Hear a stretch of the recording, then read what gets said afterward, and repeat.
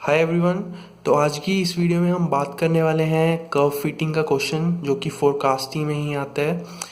तो curve fitting के question में जो है हमारे पास, इसको हम सिंपल लीनियर रिग्रेशन का क्वेश्चन भी बोल सकते हैं क्योंकि उसी का एक पार्ट है। तो इसमें भी जो रिग्रेशन मेथड है फोरकास्टिंग का, उसमें दो मेथड होते हैं, एक सिंपल लीनियर और एक मल्टीपल रिग्रेशन मेथड। ठीक है, तो आज वाला जो है सिंपल लीनियर रिग्रेशन के ऊपर बेस्ड है। तो ये क्वेश्चन हमसे पूछा है हरमिंदर सिंह जी ने। तो उन्होंने अपना जो लास्ट ईयर का पेपर था वो हमसे शेयर किया था और इसमें से उन्होंने दो क्वेश्चन पूछे हैं। तो आज हम करेंगे एक क्वेश्चन डिस्कस। ठीक है जी, तो यही क्वेश्चन है हमारे पास। जो पेपर है इसमें प्रोडक्शन प्लानिंग एंड कंट्रोल का पेपर। तो कई उसमें कॉलेजेस में industrial management and industrial engineering and management के नाम से भी पढ़ाया जाता है। तो ये इम्पोर्टेंट है इसलिए क्योंकि इसमें इंटरव्यू में भी पूछ सकते हैं कुछ, जैसे जीआईटी जस्ट इन टाइम क्या है, आर्गोनॉमिक्स क्या है, या आईईएस के जो एग्ज़ाम्स होते हैं सब्जेक्टिव टाइप, उसमें भी पूछ सकते हैं, जो कन्वेंशनल पेपर्स होते हैं। ठीक है जी, तो इसमें जो हम करेंगे डिस्कस फर्स्ट क्वेश्चन। तो उन्होंने पूछा एक फोरकास्टिंग का क्वेश्चन जो ये है, और एक पूछा है सीक्वेंसिंग का। तो ये स्पेशल टाइप का सीक्वेंसिंग का क्वेश्चन है जॉनसन रूल में। ठीक है जी, इसको हम अगली वीडियो में डिस्कस करेंगे। तो इस वीडियो में क्या है, कर्व फिटिंग का एक क्वेश्चन है। इसको हम स्टार्ट करने से पहले मैं ब्रीफ में बता दूं। देखिए, क्लासिफिकेशन हम अगर डिटेल में पढ़ेंगे फोरकास्टिंग मेथड्स की तो हमें पता लगेगा दो तरह के होते हैं, एक क्वालिटेटिव और एक क्वांटिटेटिव। फिर उसके आगे और मेथड्स आ जाते हैं। ठीक है जी, तो ये हमारा जो है मेन है क्लासिफिकेशन ऑफ फोरकास्टिंग मेथड्स। अभी इसको भूल जाइए, माइक्रोसॉफ्ट एक्सेल क्या है।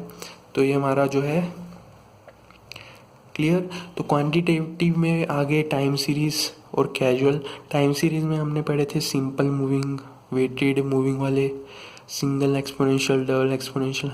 ठीक है जी, तो वो आते हैं हमारे स्मूदिंग में। ठीक है जी, उसके बाद हमारे पास है ट्रेंड प्रोजेक्शन।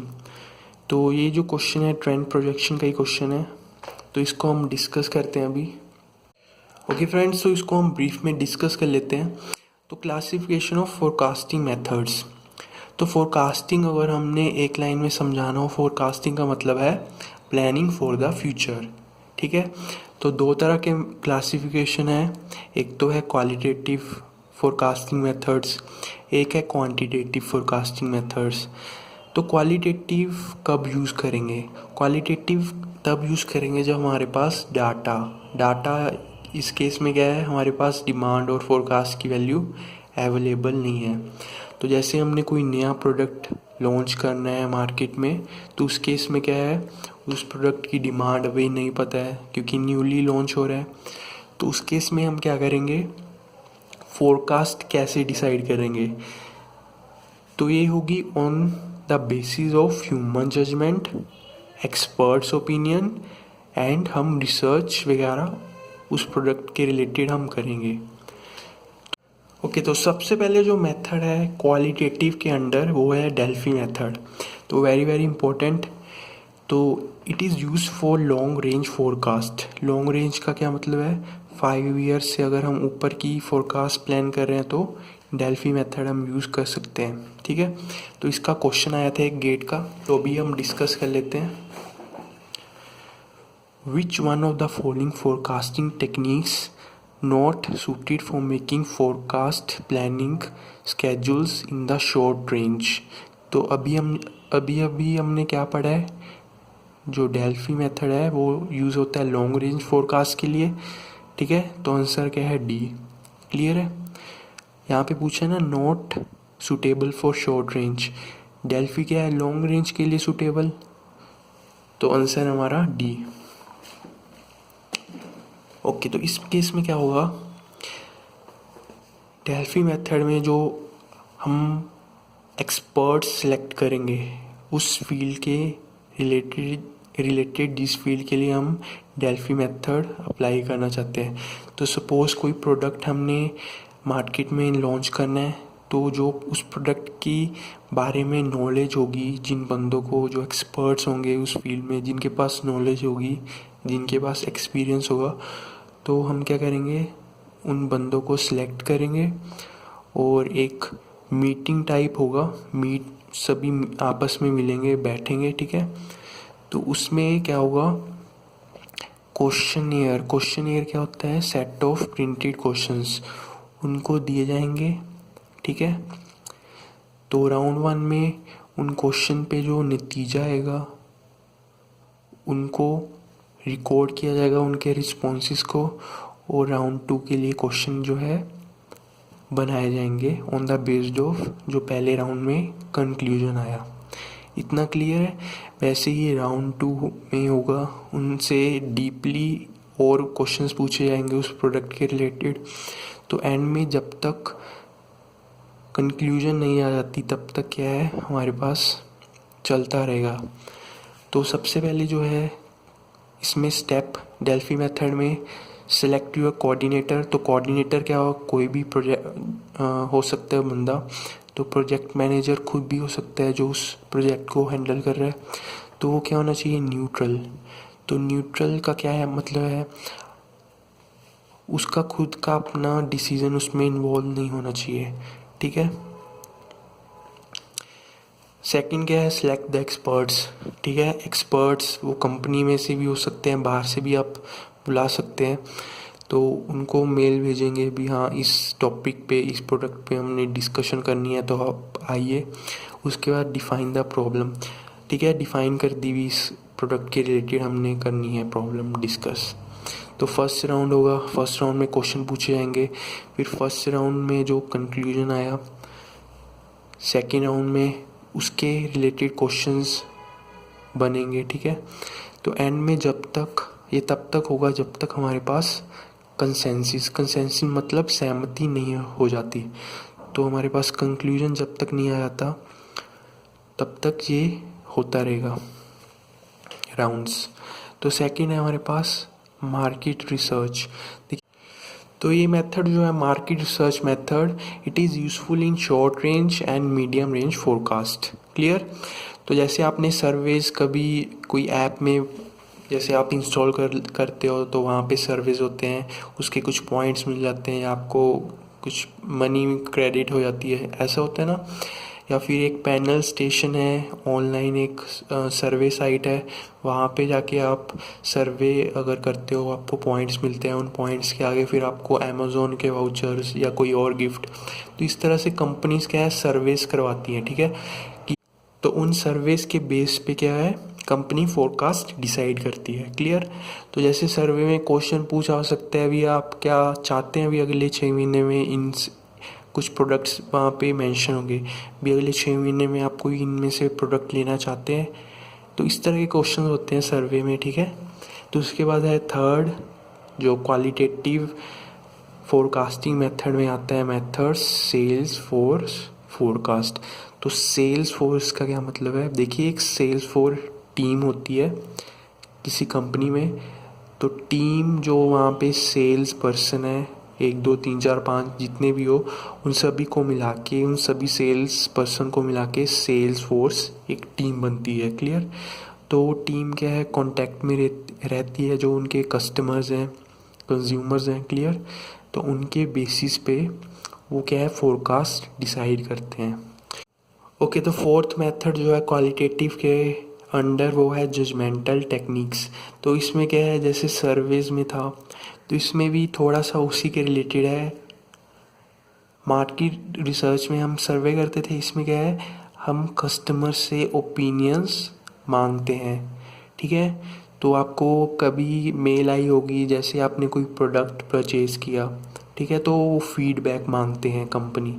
तो उस फीडबैक के रिस्पॉन्स को देखते हुए कंपनी क्या करती है, आगे फोरकास्ट की तैयारी, ठीक है।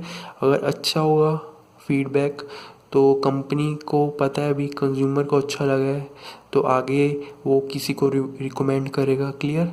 तो और प्रोडक्ट बनाने चाहिए। अगर कोई टेक्निकल फॉल्ट होगा उस फीडबैक में, अगर कोई देता है टेक्निकल फॉल्ट है जी, तो कंपनी उसको देखेगी और प्रोडक्शन तब वो नहीं करेगी उस टाइम पे, ठीक है, उस पर्टिकुलर टाइम पे। तो इस तरह से फीडबैक मांगे जाते हैं। तो सेकंड इसमें पॉइंट है, retail and wholesale dealers can provide some insight for the future sales. Clear. देखिए जो रिटेलर्स और होलसेलर्स हैं वो क्या है, कंपनी है, मैन्युफैक्चर करती है, ठीक है, मैन्युफैक्चर करती है प्रोडक्ट, आगे उसको कौन खरीदता है, होलसेलर्स। तो जो होलसेलर्स हैं वो बल्क में, मतलब काफ़ी सारा वो प्रोडक्ट खरीदते हैं, आगे वो सप्लाई करते हैं किसको, रिटेलर्स को। तो जो रिटेलर प्रोडक्ट लेता है होलसेलर से वो कम होगा, ठीक है। होलसेलर्स के पास तो काफ़ी बल्क में है, इनके पास, रिटेलर्स के पास लिमिटेड क्वांटिटी में। तो रिटेलर्स आगे जो कंज्यूमर है उसको सप्लाई करेंगे, ठीक है। तो अगर कंज्यूमर की डिमांड नहीं है, ठीक है, अगर मुझे कोई चीज़ नहीं मतलब चाहिए, तो रिटेलर्स के पास इन्फॉर्मेशन होगी भी, हाँ ये चीज़ नहीं खरीद रहे हैं लोग, तो रिटेलर आगे बताएंगे होलसेलर्स को, तो होलसेलर्स बताएंगे आगे कंपनी को भी, हाँ इतनी इसकी डिमांड नहीं है, इतनी डिमांड है, तो आप देख लीजिए, हमें अगली बार से इतना नहीं चाहिए, कम करिए या ज़्यादा करिए। तो उस हिसाब से कंपनी फोरकास्ट डिसाइड करेगी। ओके, तो क्वालिटेटिव में थोड़ा सा आइडिया हो गया हमें। तो क्वांटिटेटिव में है हमारे पास ये डिफरेंट डिफरेंट फोरकास्टिंग मेथड्स, तो इसको मैंने यहाँ पे लिख लिया है। तो क्वांटिटेटिव में आ जाते हैं टाइम सीरीज़ और कैजुअल। क्वांटिटेटिव मेथड्स में हमें डाटा यानी कि डिमांड और फोरकास्ट पता होगी कुछ पीरियड के लिए, उस पीरियड को हम क्या करेंगे, उससे फ्यूचर की फोरकास्ट हम डिसाइड करेंगे। क्लियर। जैसे हमने सिंपल मूविंग एवरेज में किया था, वेटेड मूविंग में किया था, तो उसमें क्या था, हमारे पास कुछ टाइम के लिए हमें पता था अभी जनवरी में ये डिमांड रही, ये फोरकास्ट रही, फरवरी में इतनी रही, मार्च में इतनी। तो पिछले डाटा को देखते हुए हमने क्या किया, फोरकास्ट प्लान किया नेक्स्ट पीरियड के लिए। क्लियर। तो क्वांटिटेटिव में हमें पता होगा। तो इसमें हमारे पास आ जाते हैं टाइम सीरीज़ और कैजुअल। टाइम सीरीज़ के आगे स्मूथिंग मेथड आ जाता है और ट्रेंड प्रोजेक्शन। स्मूथिंग में आगे तीन मेथड्स, सिंपल, वेटेड, सिंगल, और एक और है डबल एक्सपोनेंशियल, ठीक है। उसके बाद कैजुअल में आ जाते हैं रिग्रेशन एनालिसिस मेथड। इसमें क्या है, हमारे पास दो तरह के मेथड होते हैं, सिंपल और मल्टीपल। सिंपल में क्या होता है, one independent variable, one dependent variable. इसमें क्या होता है, वन डिपेंडेंट वेरिएबल और दो इंडिपेंडेंट वेरिएबल, दो इंडिपेंडेंट, वन डिपेंडेंट। इसमें वन डिपेंडेंट, वन इंडिपेंडेंट। तो इसको हम देखते हैं क्या है ये। तो इसमें एक मैं बात करना चाहूँगा, बुक में इस तरह से है, लेकिन ट्रेंड और जो ये सिंपल लीनियर है इनमें फ़र्क नहीं है, दोनों सेम है। तो बुक में इन्होंने दो अलग अलग से कर दिए, वैसे ज़रूरत नहीं थी, तो दोनों एक ही चीज़ है, सिंपल और ट्रेंड प्रोजेक्शन। क्लियर है। ओके, तो अब हम आते हैं अपने क्वेश्चन पे।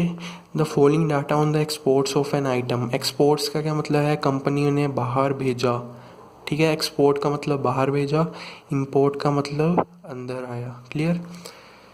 by a company during various years with a straight line and also give forecast for the years 2016 and 2017। Clear है। तो इसमें डाटा हमें पता है, तो ये भी टाइम सीरीज का क्वेश्चन है जिसमें हमें डाटा गिवन होता है। तो इसमें क्या है, ईयर्स हमें गिवन है और नंबर ऑफ आइटम्स इन 1000, यानी 2007 में कितना एक्सपोर्ट किया कंपनी ने, 13,000। 2008 में कितना किया, 20,000, सो ऑन। तो जो हमारा आंसर आएगा उसको हम मल्टीप्लाई कर देंगे 1000 से। इतना क्लियर है ना। तो अभी हम क्वेश्चन करते हैं। देखिए ये जो क्वेश्चन है इसको ट्रेंड कर्व फिटिंग का क्वेश्चन भी बोलते हैं, डाटा फिटिंग का क्वेश्चन भी बोलते हैं, ट्रेंड प्रोजेक्शन का क्वेश्चन भी बोल सकते हैं। क्लियर। या principle of least squares, method of least squares, तो काफ़ी सारे इसके नाम हैं। या फिर इसको बोल सकते हैं सिंपल लीनियर रिग्रेशन का क्वेश्चन। इतना क्लियर है। तो सबसे पहले जो यहाँ पे मेंशन है फिट और स्ट्रेट लाइन, तो स्ट्रेट लाइन सुनते ही क्या दिमाग में आता है? इक्वेशन ऑफ स्ट्रेट लाइन, ठीक है। तो इक्वेशन ऑफ स्ट्रेट लाइन क्या होती है हमारे पास?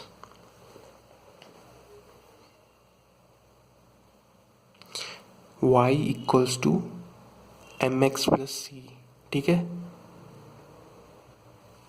एम एक्स प्लस सी वही लिखा है। m क्या होता था? स्लोप। यहाँ पे b क्या है? स्लोप। क्लियर है। y क्या है? Dependent variable. x क्या है? Independent variable. a क्या है? कांस्टेंट। क्लियर। तो यहाँ पे मैंने a प्लस बी एक्स इसलिए लिखा है क्योंकि जो बुक्स हैं इससे कर रही हैं, तो नोटेशन आप देख लीजिए, इस तरह से करना है, इस तरह से करना है, कोई फ़र्क नहीं पड़ेगा, ठीक है। तो इसमें क्या है, इसने पूछा है हमें डिमांड पता है, तो कंपनी जो एक्सपोर्ट कर रही है इसका क्या मतलब है? डिमांड गिवन है। क्लियर। तो पूछ क्या रहा है? फोरकास्ट। तो फोरकास्ट कौन बताएगी? ये वाली इक्वेशन। तो इस इक्वेशन में क्या है? y क्या है? y को हम क्या बोलते हैं? इसको आप t लिख लीजिए, वाई टी, ठीक है। इसको हम बोलते हैं ट्रेंड लाइन। तो ये ट्रेंड लाइन का क्या मतलब है? ये हमें बताएगी एक्सपेक्टेड सेल्स, यानी कि हमें बताएगी फोरकास्ट की वैल्यू। इसको हम बोलते हैं बेस्ट फिटिंग लाइन भी। क्लियर है। बी क्या है हमारे पास? स्लोप, ठीक है जी। एक्स क्या है हमारे पास? Independent variable. Independent variable time.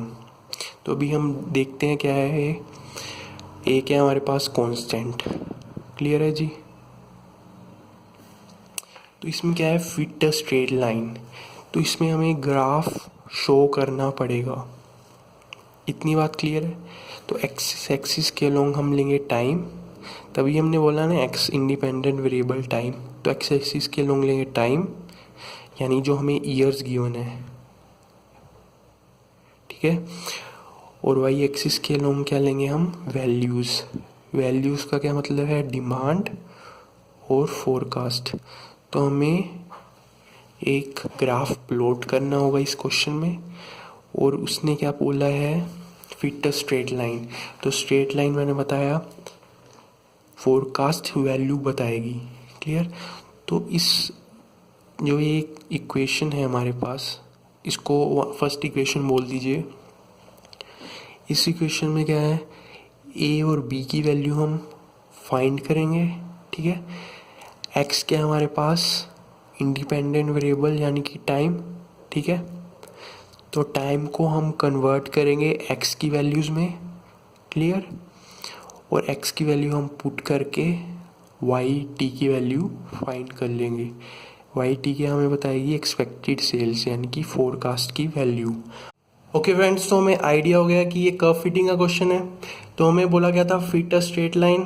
तो अभी मेन सोल्यूशन हम यहाँ से करते हैं अच्छे से। तो इक्वेशन ऑफ स्ट्रेट लाइन हमने लिख दी y equals to a plus b x, ठीक है। ए और बी क्या है हमारे पास? कांस्टेंट। तो y हमें बताएंगी सेल्स फोरकास्ट, ठीक है। इसको बोलते हैं बेस्ट फिटिंग लाइन या ट्रेंड लाइन भी बोलते हैं। अब क्वेश्चन ये है ए और बी की वैल्यू कहाँ से फाइंड करें, उसके बाद x क्या है वो क्वेश्चन है।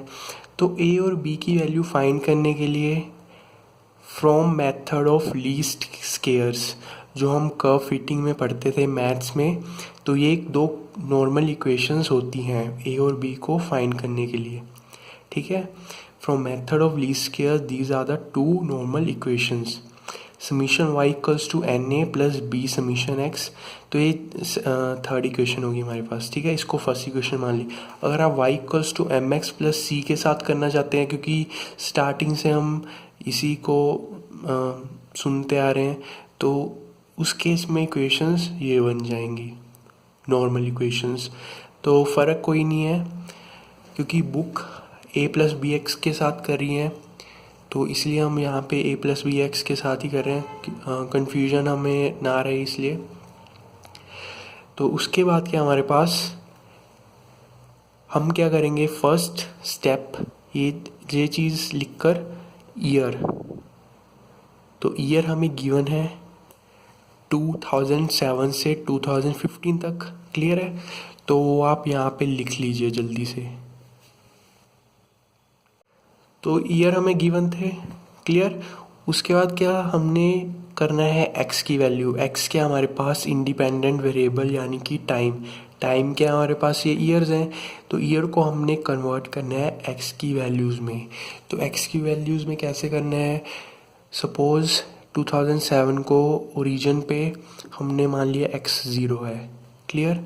2008 जब x की वैल्यू 1 है तो हमने क्या किया, ग्राफ पे 2008 मान लिया जब x की वैल्यू 1 है, जब 2 है ये, जब 3 है ये, क्लियर। ये चीज़ अभी मैं बताता हूँ क्या है ये। ओके, तो अब इसका क्या मतलब है, हमने ईयर को करना है एक्स की वैल्यूज़ में। अब वो देखिए, तो जब एक्स की वैल्यू 0 है हमने क्या मान लिया, उस टाइम पे ईयर क्या है 2007, क्लियर। ग्राफ पे जब एक्स की वैल्यू 1 है उस टाइम पे हमने क्या कर लिया 2008 ईयर, जब 2 है एक्स की वैल्यू 2009, इतना क्लियर है, सो ऑन। तो इस तरह से हमने क्या किया, ईयर्स को in terms of x axis के जो वैल्यूज़ हैं उसमें हमने कन्वर्ट कर लिया। अब नेक्स्ट स्टेप क्या है हमारे पास, वाई। तो वाई क्या है, हमें डिमांड गिवन थी ना, भी एक्सपोर्ट इतना हो रहा है हर एक ईयर में, तो इसलिए वाई की वैल्यू हमने क्या मान ली, जो ये डिमांड है वाई की वैल्यू गिवन है, ठीक है। तो डिमांड क्या थी 2007 में 13, 8 में 20, ठीक है। तो आपने क्वेश्चन नोट किया होगा, तो वो डिमांड यहाँ पे अब लिख लीजिए। तो ये डिमांड मैंने लिख ली, ये 13 है, क्लियर। तो उसके बाद क्या है हमारे पास, ये दो इक्वेशंस हैं, इसमें समीशन वाई चाहिए, समीशन एक्स चाहिए। इसका क्या मतलब है, इन सभी का टोटल वो क्या हो जाएगा हमारे पास, समीशन एक्स। तो इन सभी का टोटल करिए, नेक्स्ट स्टेप में इसका टोटल करिए समीशन वाई। तो टोटल करके बताइए क्या आई वैल्यूज़। तो टोटल करके हमारे पास ये वैल्यूज़ आ गई। तो नेक्स्ट स्टेप में क्या चाहिए, समीशन एक्स वाई। पहले एक्स वाई निकाल लेंगे, इन दोनों को मल्टीप्लाई करिए, 0, 20, 40। तो ये आप मल्टीप्लाई करके लिख लीजिए जल्दी से, और उनका टोटल करके बताइए समीशन एक्स वाई क्या आया। तो एक्स इंटू वाई का प्रोडक्ट लिया हमने, लिख लिया ये, इसका टोटल करके समीशन एक्स वाई ये आ गया। तो नेक्स्ट स्टेप हमें क्या चाहिए, ये चाहिए समीशन एक्स स्केयर। तो एक्स स्केयर की अब वैल्यूज़ निकाल लेंगे। तो 0 का स्केयर 0, 1 का स्केयर 1, 2 का स्केयर 4, 3 का स्केयर 9, सो ऑन। आप वैल्यूज़ लिखिए और इसका समीशन बताइए क्या आया। तो हमारे पास ये टेबल आ गया, क्लियर है। अब सारी वैल्यूज़ इस इक्वेशन में पुट कीजिए 2 एंड 3 में, क्लियर। तो समीशन वाई क्या है हमारे पास, summation y 257, clear. 257 equals to n into a. n क्या है, नंबर ऑफ टर्म्स, क्लियर। 1 2 3 4 5 6 7 8 9। तो यहाँ पे 8 है, 8 और 9 में कंफ्यूज नहीं होना है। n क्या है, नंबर ऑफ टर्म्स, 1 2 3 4 5 6 7 8 9। तो 9 है n, ठीक है, 9। इतना क्लियर है। अब a की वैल्यू हमें नहीं पता है, 9 है, क्लियर। प्लस b की वैल्यू हमने नहीं पता, समीशन x यानी 36, यानी 36b, ठीक है। ये इक्वेशन बन गई हमारी नॉर्मल इक्वेशन। तो थर्ड इक्वेशन क्या है हमारे पास, summation x y. Summation x y का क्या मतलब है, 1 2 3 2, clear, equals to a into summation x. A की वैल्यू निकालनी है, समीशन एक्स क्या है 36 ए, क्लियर, प्लस बी की वैल्यू निकालनी है, समीशन एक्स स्क्वायर क्या है 204 बी, क्लियर। तो अब क्या करना है, ये वाली आगे ले आइए, ठीक है, 36 से प्लस 204 बी इक्वल्स टू 1232, ये वाली आगे ले आइए,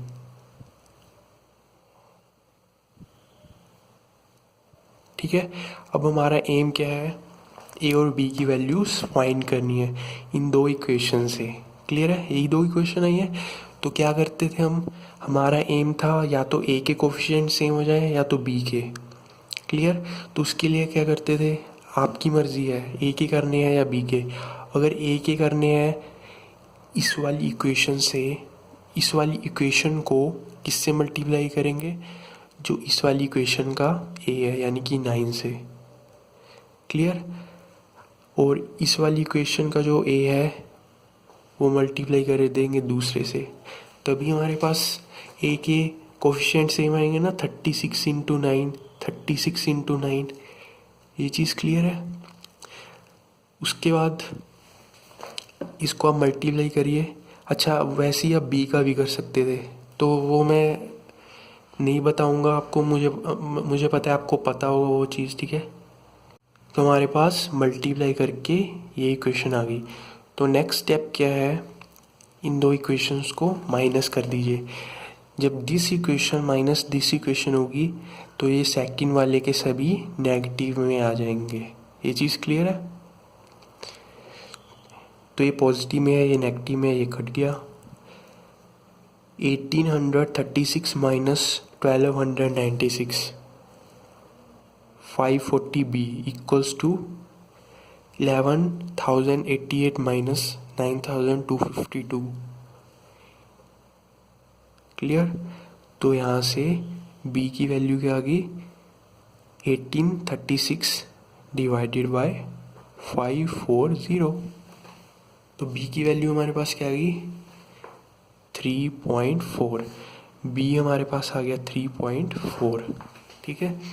अब आपकी मर्जी है, b की वैल्यू इस इक्वेशन में पुट करे, इस इक्वेशन में पुट करे, a सेम आएगा।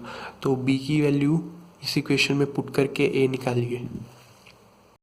तो हमारे पास क्या है 257 इक्वल्स टू 9a प्लस 36b, क्लियर है। b की वैल्यू हमने क्या पुट कर दी 3.4। तो इसको मल्टीप्लाई करिए, इस साइड ले जाइए, 257 माइनस इनको मल्टीप्लाई करके क्या आएगा 122.4 इक्वल्स टू 9a। तो a की वैल्यू यहाँ से क्या आ जाएगी, जब आप सोल्व करोगे इसको माइनस करके 257 minus answer 134.6 equals to 9a। तो a की वैल्यू क्या आ गई 134.6 डिवाइडेड बाई 9, तो ये क्या आ जाएगी हमारे पास 14.96। तो a आ गया 14.96।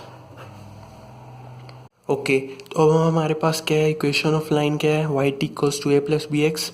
वाई टी क्या बताएगी हमें, best fitting line, trend line बोलते हैं इसको। तो ट्रेंड लाइन हमें बताएगी एक्सपेक्टेड फोरकास्ट, क्लियर है, एक्सपेक्टेड सेल्स बोल दीजिए या फोरकास्ट बोल दीजिए। तो ए की वैल्यू क्या है 14.96 प्लस बी की वैल्यू क्या है हमारे पास इंटू एक्स, क्लियर। ये हमारे पास क्या आ गई इक्वेशन ऑफ लाइन। तो x की वैल्यू हमें क्या फाइंड करना है, फोरकास्ट कौन सी ईयर की, 2016 एंड 2007 की फोरकास्ट हमें पूछा गया है, इतना क्लियर है। अब आप यहाँ पे देखिए, जब 2015 है x की वैल्यू क्या है 8, क्लियर है। तो x की वैल्यू तो एक एक बढ़ रही है। तो जब 2016 होगा x की वैल्यू क्या होगी 9 ही होगी, ठीक है ना।